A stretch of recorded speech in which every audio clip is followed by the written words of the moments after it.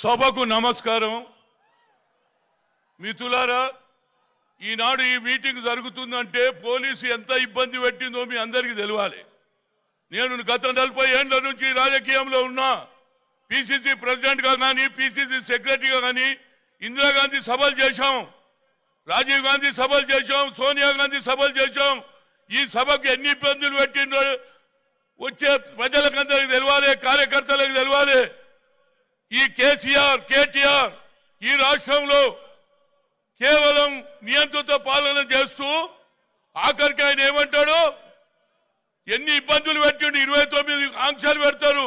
12,000 మంది కంటే ఎక్కువ రావద్దు, ఈడ నిలబడొద్దు, ఈడ కూర్చోవద్దు, ఈ రూటు రావద్దు, ఈడ ఏమిట్రా మీ అయ్య జాగి రారా భాయ్?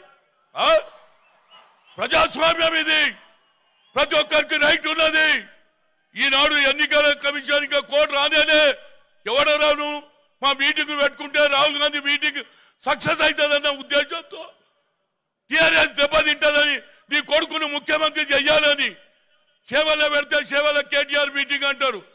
అదేవిధంగా మరి ఆ ప్రాంతంలో మహేశ్వరం ప్రాంతంలో పెడితే ఆడ కూడా ఇబ్బంది పెట్టారు. అదే కాకుండా ఆయన అహంకారం ఏడదానికి వచ్చింది.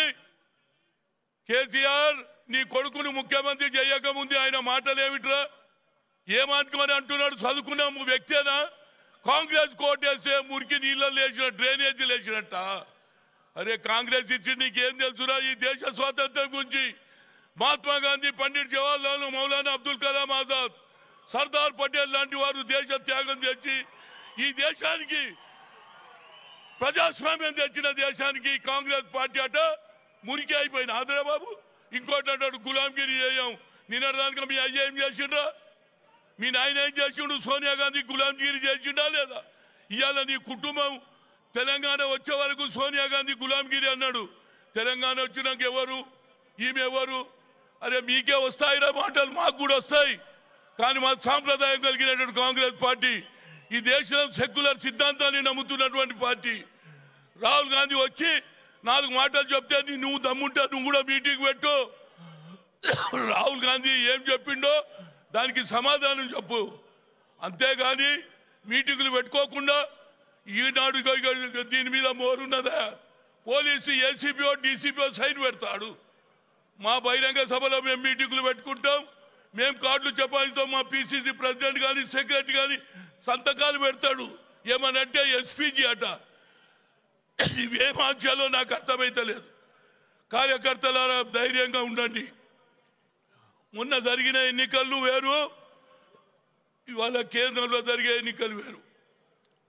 ఇవాళ ఆయన గడ్డ నరేంద్ర మోడీకి నిద్రలో కూడా పాకిస్తాన్ కనిపిస్తుంది. మాకు నిద్రలో ఉగ్రవాదులు కనిపిస్తుండ్రా బాబు నీకు? పాకిస్తాన్ కనిపిస్తే నిన్నగానే ఒక సైనికుని అపహరణ చేశారు. ఇవాళ ఏది ఇవాళ పేపర్లో వచ్చింది. ఉగ్రవాదుల కార్యక్రమం కంటిన్యూస్గా జరుగుతున్నది. ఇవాళ సైనికులు సాక్రిఫైస్ చేస్తే దాన్ని కూడా బీజేపీ వాడుకోవడానికి ప్రయత్నం చేస్తుంది. ఇవాళ మా రాహుల్ గాంధీ గారు ప్రజల పక్షాన నిలబడాలని త్యాగం చేసినటువంటి సోనియా గాంధీ ఈ దేశంలో తెలంగాణ ఇవ్వాలని నీ ముఖం చూసి ఇవ్వలేదురా బాబు. ఉస్మానియా విద్యార్థులు, కాకతీయ విద్యార్థులు ప్రాణ త్యాగాలు చేస్తున్నారని మా తల్లి ఇచ్చిన మాట నిలబెట్టుకున్నది. ఇవాళ తెలంగాణ వచ్చిన తర్వాత కాంగ్రెస్ వాళ్ళను నోటికొచ్చినట్టు తిట్టడం, ఏదో నువ్వు గెలిచిపోయినట్టు 16 సీట్లు వచ్చినట్టు ఫెడరల్ ఫ్రంట్ పెడతాడట. ఎవడున్నాడు రా నీ ఎంబడి? పోయినావు, ఒరిస్సా పోయినావు, వెస్ట్ బెంగాల్ పోయినావు, ఎక్కడన్నా నీకు సపోర్ట్ దొరికిందా? ఒక్క దగ్గర దొరికేటట్టు ఉంది. ఆయన కూడా సగం సగమే. జగన్మోహన్ రెడ్డి ఆయనను ఫెడరల్లో కలుపుకోవాలని ఆయన 50% ఇటున్నాడు, 50% నరేంద్ర మోడీ వైపు ఉన్నాడు. ఇవాళ నీ డ్రామాలు ఎన్ని రోజులు నడుస్తాయి? ప్రజలలో ఈనాడు మార్పు కనిపిస్తుంది. రాహుల్ గాంధీ గారు ఇవాళ ఒక మంచి ప్రోగ్రాం అనౌన్స్ చేయబోతున్నాడు.